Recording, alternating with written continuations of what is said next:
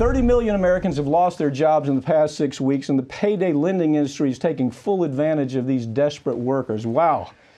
It gets crazy. What is it? The amount of markups are almost 800% interest rate. Just a couple points below 800%, but effectively 800% per year for these payday loans. And the problem is, as you just mentioned, 30 million Americans, and that number is going to go up tomorrow, 30 million Americans in 6 weeks have filed new jobless claims. The real jobless number is much higher than that. But these are the people who have to turn to these payday lenders. And even though banks have lowered interest rates, credit cards have lowered interest rates. The banks actually did a decent thing for once in their existence.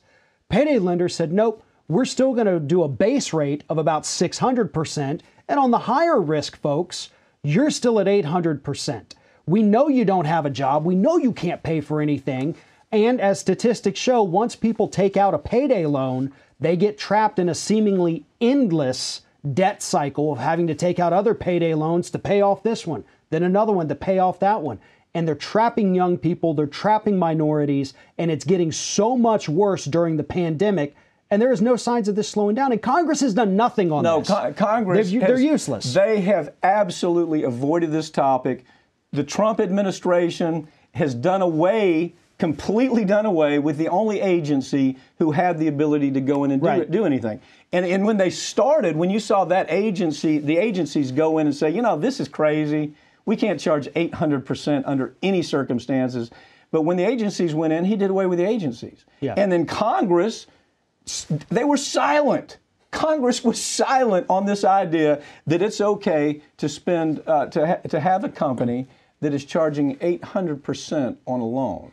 Right. And part of the problem, too, is, you know, when you go out there and you say, well, why hasn't Congress done anything? A lot of people do respond with, well, it really falls under the Consumer Financial Protection Bureau's jurisdiction. OK, well, it used to, but we know they are now useless. And that is the point when they refuse to enforce that Congress does have to step in. But instead, you have the Senate that only cares about confirming conservative judges right now.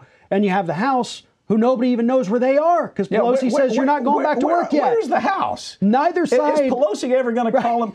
Here's Pelosi's plan. Don't bring them back.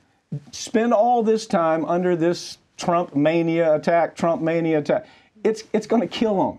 People are already saying, well, I'm back at work. You know, it's in a different setting. And I don't agree that we all ought to be back at work, by the way. But the point being, out there in the public, they're saying, where's the House?